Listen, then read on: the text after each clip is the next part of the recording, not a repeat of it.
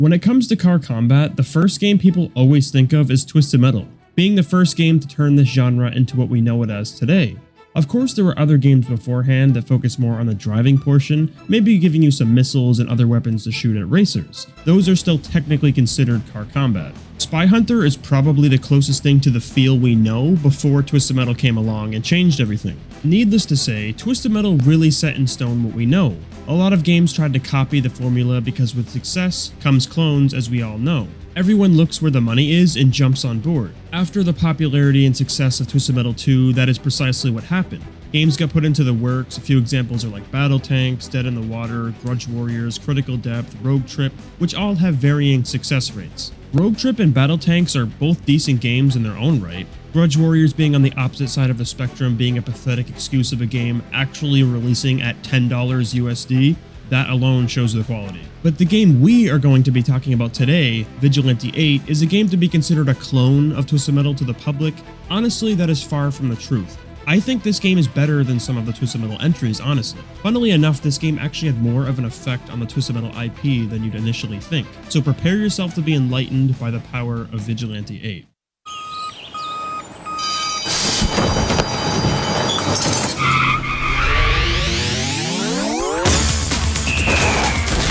Releasing a few months earlier than Twisted Metal 3 in June of 1998, people were unsure how to feel. Going into it for the first time, your assumption is like, alright, this is probably going to be a knockoff to the all-holy Twisted Metal. Not much else to think. On paper, you may be right, but I think that narrative should stop. Having 8 characters to start the game with, a little on the lower side, but still provides you with the want to actually try every car out. Being equipped with a unique special that fits the vehicle or driver's design, which is really nice. Boogie, for example, is a radical disco little boy, so his special weapon is a disco ball that keeps people in the air as long as you keep LOS. Or Slick Clyde, which confuses me a little bit because it seems to think he's Raiden from Mortal Kombat or some shit, surging himself with lightning. His special shoots that said lightning anywhere on the map, disabling the hit target for a short time. What a beast. We don't start the level with these though. You need to get them from weapon crates, and I know what we're all thinking right now, like boy oh boy, if a new one of these games release, I really hope we get supply drops and need to spend $20 an hour to fill up our gas tank. Microtransactions make the whole world go round, and it really sucks this game doesn't have them. Sadly, this time we don't need to swipe our credit cards and we actually get them for free. Green boxes guarantee you your special, and the brown ones have a chance to give you one. This can be a complaint for some people since you don't have access to it instantly, but the special weapons in this game are genuinely crazy, especially if you learn how the comboing system works, which we will touch on in a bit. Plus, having the ability to pick them up forces people to traverse the map and explore, which is never a bad thing. So what do we have for an arsenal? Well, a choice of 5 pickups. That is surely on the lower side, and to most people look at that and say, that's completely worthless. How can you release a car combat game with only 5 weapons in it? That is nothing compared to Twisted Metal 2. Well, it's one thing I really enjoy about Vigilante 8, something that reminds me a lot of older fighting games. Each individual weapon has 2 different combos, plus the normal use of it, which is essentially 3 weapons into one pickup if you think about it. Turning that 5 into 15 different weapon pickups, which is really interesting and spices things up and allows for different uses. For example, with the cannon. Shooting it normally will deal damage from a range, but if you press down, up, up plus machine gun with the cannon, you are able to shoot it as a shotgun, dealing a lot more damage than you would firing it normally at close range, giving variety in how these weapons are used. If V8 was missing this core mechanic, I think the gameplay would be dumbed down quite a bit, but with the addition of this, it allows for players to be more creative with how they play with the sandbox. If we take a shit-stain character here, Loki, which is commonly referred to as the worst one in the game to my knowledge. His special sucks, it's really hard to get damage with, but if you combo it with the Bear Hug Mine, you can actually get consistent damage with it because it holds the enemy in place for a short time. Again, allowing for the player to come up with unique ways to use the weapons provided, which is very scarcer than Twisted Metal if I say so myself, and yes, I know. If you go in reverse, you could dodge the missile, and then Twisted Metal has so much depth. Every game has depth. Tic-Tac-Toe has depth, like no shit. But Vigilante 8 provides visual depth, which is much more important than you might imagine. I'm not trying to start a war between which is better, V8 or Twisted Metal, because they both have their own positives and negatives respectively. This is just a great game, so comparing it to the big dog is warranted here. And one important thing that Vigilante 8 does is that it provides that said visual depth. And what I mean by that is that there's stuff given to the player to show someone new that there's more to the game than just driving around and shooting things. When I've showed Twisted Metal to people who've never played it before, like completely new to the genre, they feel as if they're just driving around shooting things randomly with no depth at all, or anything real to do because there's nothing being conveyed to the player saying, here you go, you can do this to allow for extra damage, or you can try this out to allow for more creative moments on the battlefield. Granted, this stuff is obviously present in Twisted Metal. Some I can think of is the Ricochet, the Napalm in Twisted Metal 3, Twister's Special plus Napalm in Twisted Metal 2, so obviously that is possible. But Vigilante 8 takes this a step further with the whammy system. If you combo different weapons together, you can get a whammy and increases the amount of damage that you deal, being able to stack up to what I believe is 9 in total, and if you can master this in-game, it becomes much easier to go through it. Once the player figures that out, it will allow them to understand trying different things and seeing how they can make weapons work together and rack up as many as possible. This stuff really goes a long way. It's not like the game's holding your hand telling you, here idiot, this is how you do it. Whammying is conveyed well enough to give the player an idea, even if they figure it out by accident. Sadly, V8 Arcade made whammies become brain dead easy. I already talked about that piece of crap and I don't want to bring it up again, so forget that mess. If the whammy system was not in this game, I would 100% agree the game would become a lot less engaging. The secret weapon attacks are nice, but it would not make me take my clothes off. This, on the other hand, does make me do that because I had so much fun trying to figure everything out. Different weapons combine better with certain characters' special weapons. Some characters don't even really need whammies because their special impact damage is strong enough to not even bother, making every character experience deviate from each other, rather than only having a special weapon and control difference on a surface level. Situations like having Molo being a slow-ass bus, if you pick up the rocket and do the turbo by pressing up 3 times, you can actually increase your ramming damage or make yourself be able to evade shots you otherwise wouldn't have been able to. So looking for rockets is always a good idea while playing as Molo for that reason alone.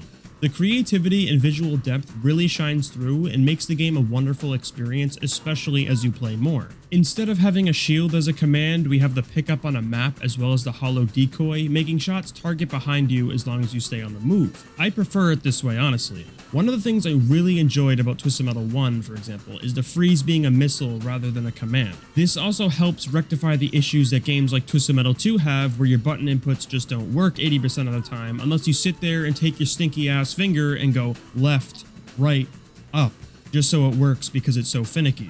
Having these things be pickups again forces the player to explore the maps and find these said pickups because they're very valuable and not everyone has them right away. I believe the #1 complaint about Vigilante 8 from comments that I've seen is that people say since the game has a quote-unquote auto-lock, attacks never miss and it makes the game boring, which is simply not true. I can see the argument of lock-on being a bad idea on paper, and it's fair for you to assume the shots never miss because of how it's named. Some people think, oh, it has auto-lock, so that means if I shoot my cannon across the map, it will always do damage every time, which is not the case. The only weapon I'd say that's close to that is maybe the mortar and rocket. Still, avoiding these weapons is pretty easy. I mean, you can go behind a structure, you can use hollow decoy, the rocket's turbo, or simply just moving, same as you would do in any other game. Each car combat entry has their own ways to avoid damage or mitigate it as much as possible. If you look at it compared to Twisted Metal, I mean sure, it may seem as if it's skillless due to the name, but that same series has plentiful amounts of weapon that the player doesn't really need to have much input to get damage with, so I don't really understand where that argument comes from. Maybe it's because at close range you don't need to be facing the person to do damage? That's the only one I could think of. So we talked about the gameplay, the weapons, some of the specials, but now we need to get into the physics, a very important aspect of car combat games. Who would have thought how you control it would be a crucial part of the game? I feel as if they were going for more of a realistic style with the cars rather than the other franchises around it. The best game I can compare this to is Twisted Metal 3 that released a little bit afterwards, but the cars don't flip over nearly as often. Granted, they still do from time to time and can still be frustrating, like going up hills for example. When using something like Crater Maker, getting stuck in the little holes in the ground can be a struggle to get out of. Thankfully, you can double press accelerate and you go slightly faster, or using the rocket's turbo can help. Driving is very heavy, I think would be the correct word. It feels fine. Not gonna say, oh my god, this is the best control in the whole world. It's just manageable for anyone to pick up and play with slight frustrations. A final thing I wanted to talk about when it comes to the gameplay is balancing. Most car combat games that I've played have an issue with this. There are characters who are just completely worthless, others who are brokenly overpowered, And my biggest pet peeve, when there is one character who is just an objectively better version than someone else. Vigilante 8 in totality is well balanced. Of course, there are some gross characters, Slick Clyde being one of those characters, which reminds me of Henchman from Twisted Metal 4 ass shit, where the special hits you anywhere on the map regardless of the distance between you, which can be really frustrating. Even going through shields, disabling your car. Molo is another one to me that's disgusting. The smog can eat my ass. Some would say Beeswax is just a worse version of Boogie, which would be sort of right in that regard. Character issues are there, but they're not too egregious this time. Overall, the core gameplay is very good. Not many issues, plenty of depth for players to learn things, lots of fun for anyone who has a go at it. If you're a Twisted Metal fan and you've never played Vigilante 8, it would be a great experience, maybe aside from the difficulty. The normal difficulty for this game is quite easy, especially after you learn how to whammy semi-properly and pull off good weapon combos. My first time finishing it, most of the time I needed to restart a level was because I failed an objective rather than dying. Cranking up the difficulty or even putting it on the supreme difficulty cheat may be required if you actually want a challenge, so just keep that in mind. Levels are probably the most important thing in every car combat game because you're supposed to be playing in this power fantasy where everything is destructible. You're shooting cars, blowing up buildings. This game actually does it really well to a point every structure is destructible. Coming from a Twisted Metal game, typically there's a lot of stuff you can destroy, but buildings and larger structures cannot be. There are plenty of static pieces of environment. Vigilante 8, however, takes it a step further where everything you see is destructible in some way, even being able to find hidden pickups inside of buildings you destroy, which is awesome. Putting yourself inside of a fully destructible world is what we all look for in these games. Rocks, gas stations, buildings, fences. When I say everything, I actually mean everything. Also, being able to blow some stuff up and damage your enemies is a really cool thing to do. We have some interactable environment features as well, like a switch that makes an electric wave through the water in Hoover Dam, planes on Secret Base where if you shoot these ladders off they start to move and fly away, other planes on different levels that can run some people over. Granted, these moments are not as expansive as Twisted Metal moments like destroying the Eiffel Tower for the good old Levolution, but it's still fun and engaging nonetheless. The whole game takes place on the West Coast with nice scenery, the casino level being one of my favorites, giving the player some visual variety, snow levels, deserts, bases, casinos. I never felt the environments were getting tiresome due to blowing things up and having these multiple locations to battle in. Having 10 to choose from, which is actually good for the time period. The visual variety is present here and every level is enjoyable in its own right. I wouldn't say any of them are bad per se, maybe the snow level depending on the character you pick. I had a fucking nightmare while playing as Convoy, barely being able to control myself. Other than that one, all of them are a good time. The core gameplay is genuinely a lot of fun, messing around in battles, testing out the different characters, experimenting with weapons, just loads of fun. But how about the story mode? From the people I've talked to, it seems most are split depending on if they enjoy how it plays out or not. We have two factions, Vigilantes and Coyotes, with each character having their respective stories and ending cutscenes similar to how Twisted Metal does it. Instead of having a bio giving a tidbit of information, we get some text between levels to read about what's going on with the character we choose.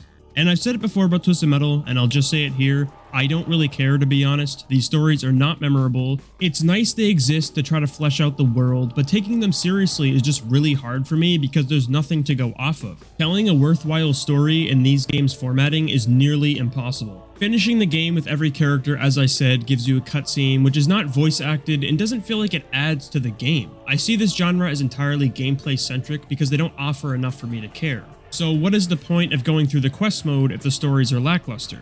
Well, this game did something Twisted Metal could not pull off until Black in 2001, having real replay value. The ability to unlock characters by playing through the story mode is enough for you to actually want to go through all the quests. Simply beating the game is not enough. There is a small objective you need to complete depending on the faction of your character. Coyotes have an objective to destroy a specific object, while Vigilantes have an objective to protect a certain object. Granted, the protection can be a bit annoying, but not too bad. Especially if you compare it to the nonsense that's in Second Offense. It's nothing, which we'll get to that at another time. Each quest is only 4 levels long, and when you finish all the stages with the objectives completed, the circle around the character in the progress menu will be highlighted in green. If you follow the roadmap, it will show you how to unlock everything. My biggest complaint with the Twisted Metal series is that this was never offered. Characters were unlocked through a password, and in 4 you just needed to finish the game one time to unlock everything. I had so much fun getting the satisfaction of finishing each story, knowing I was actively progressing the game to get something new. Finishing every quest in the game with all objectives completed, a broken mess of a character is unlocked, Y the Alien. He can fly around, has a similar special to Houston, and is really enjoyable to play as. A well-worthy unlock for 100%ing the game.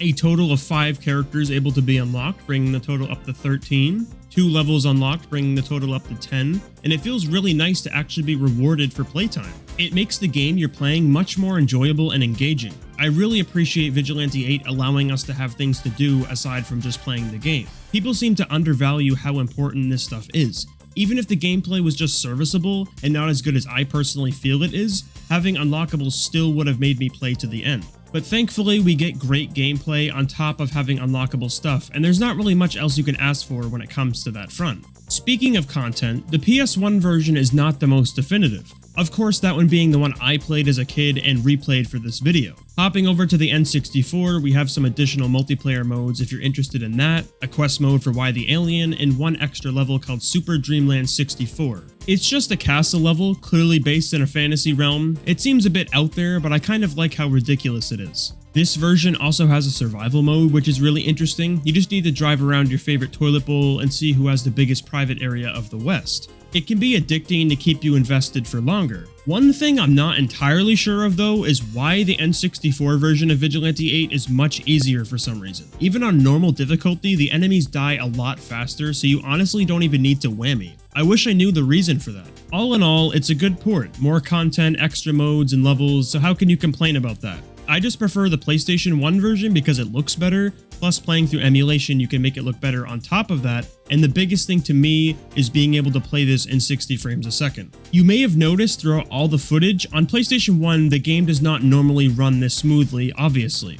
Overclocking on DuckStation, it feels like an entirely new experience. The extra frames feel so good and they never drop. Similar to Twisted Metal 4, I recommend playing this on an emulator rather than hardware to have a better experience. Now that I've talked about gameplay, progression, and everything else under the sun, I did mention this game actually had an effect on the entire Twisted Metal franchise, which of course I referenced to that a bunch of times in this video because it was and still is the biggest car combat franchise. During my interview with the lead programmer Jim Buck for Twisted Metal 3 and 4 at 99 Studios, I was informed this game right here was the reason Twisted Metal 3 got put in development in the first place. Don't believe me? Listen to the man himself. With Vigilante 8. So, that you said that game is why Twisted Metal 3 exists. Yes. Yes, I don't know if Twisted Metal 3 would exist if not for Vigilante 8 in a very weird roundabout way. So yeah, Kelly Flock, who was running Sony America at the time, had probably seen some early builds of Vigilante 8 or heard about Vigilante 8 or heard that Interstate 76 was coming to PlayStation, and Interstate 76 was a hotly played game in our studio. And then he's like, well, wait a minute, this looks like a car combat game. Oh shit, we have this, Twisted Metal franchise, though, it's kind of following a little bit at the moment because Single Track and Sony had some issues with their relationship. But he's like, all right, well, I don't want Vigilante 8 to come out and they become the de facto car combat game over Twisted Metal. So, oh crap, we need to get another Twisted Metal out. All right, who's available? Oh, there's that team in San Diego that I sometimes visit and drink beer with, and they're rolling off a racing game. So they have a code base that, runs cars around. So it's a starting point, right? So that's kind of how that developed, basically. Just Kelly Flock going, oh shit, we need another Twisted Metal game out. Yeah, they wanted to monopolize the car combat. Yeah. So just no one else can have it. Only Twisted Metal, that's it. And to be fair, like I knew like Adrian Stevens was like the lead or main programmer on Vigilante 8, and he was on the PlayStation developer news groups, as was I. So we knew of each other. We even, talked about best ways of using the Sony hardware and libraries. So we knew of each other. We knew what each other were working on, and we even met at a conference and all that stuff. And I dug Vigilante 8. I mean, we were working at Sony, and Sony, would have early builds of games. So like we actually played an early build of Vigilante 8. I don't know if, that was okay or not, but once discs, sort of arrive at Sony, they end up getting passed around sometimes. So we saw they had a pretty cool game. I mean, I dug it. Visually, it was great. It felt good. It was a nice version of its own car combat game. It wasn't doing Twisted Metal. It was doing its own thing. So it was pretty cool. I could see why Kelly Flock was concerned. So it all made sense. It shocked me and Goodrich himself, the one who worked on this game, hearing this for the first time. Shocking to see he's still around playing these games, but if you ever want to see him play his own game on stream or other stuff about Twisted Metal Small Brawl Black Online, which are other projects he did work on, make sure to follow his channel and tell him I sent you. Vigilante 8 is genuinely one of the best car combat games around. I loved every minute playing this game. It was so much fun, lots of content, replay value, depth, good map design, and lots of creativity. I really hope this game gets a full-on remake or the franchise comes back somehow. I never saw too much negativity surrounding this title, and it makes sense of why. If you haven't played this game before, it's surely recommended and you won't be disappointed. Like, this game just kicks Twisted Metal 2's ass. Jiminy Cricket, man, like that game just sucks a wrinkled up piss-filled tampon with shit on it. Holy crow, that game sucks. Vigilante 8 for the win. What is going on, little man? It's Axel here, coming in to thank all of the channel members. If you want to be a cool guy like the rest of these fine people, go ahead and join the channel and spam stupid emotes in chat. Thanks for watching, babies.